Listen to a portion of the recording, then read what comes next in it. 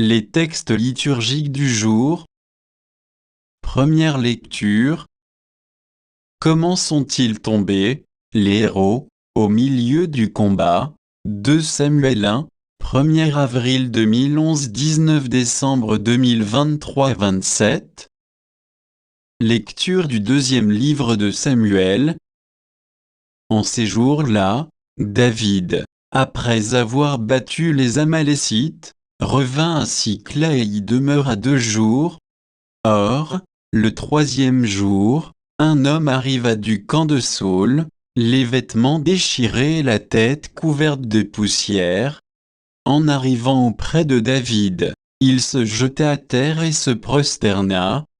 David lui demanda, « D'où viens-tu donc ?»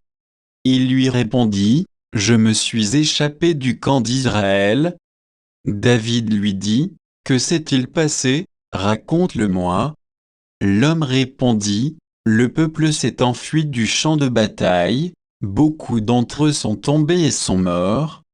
Et même Saül et son fils Jonathan sont morts. » Alors David arracha et déchira ses vêtements, et tous les hommes qui étaient avec lui firent de même.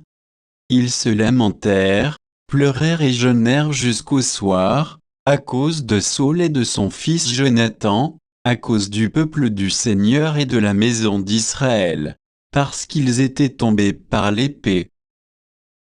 Alors David chanta cette lamentation, « Ta fierté, Israël, transpercée sur tes hauteurs, comment sont-ils tombés, les héros? Saül et Jonathan, aimables, pleins de charme, ni dans la vie ni dans la mort ne furent séparés, plus rapides que les aigles, plus vaillants que les lions. Filles d'Israël, pleurez sur Saül, il vous revêtait de pourpre somptueuse et rehaussait de joyeux d'or vos vêtements. Comment sont-ils tombés, les héros, au milieu du combat? Jonathan, transpercé sur les hauteurs, j'ai le cœur serré à cause de toi, mon frère Jonathan. Tu étais plein d'affection pour moi, et ton amitié pour moi était merveilleuse, plus grande que l'amour des femmes. Comment sont-ils tombés, les héros? Comment ont-elles disparu, les armes du combat?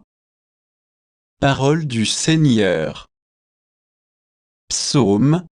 Psaume 79, 80, 2 à 3, 5 à 7.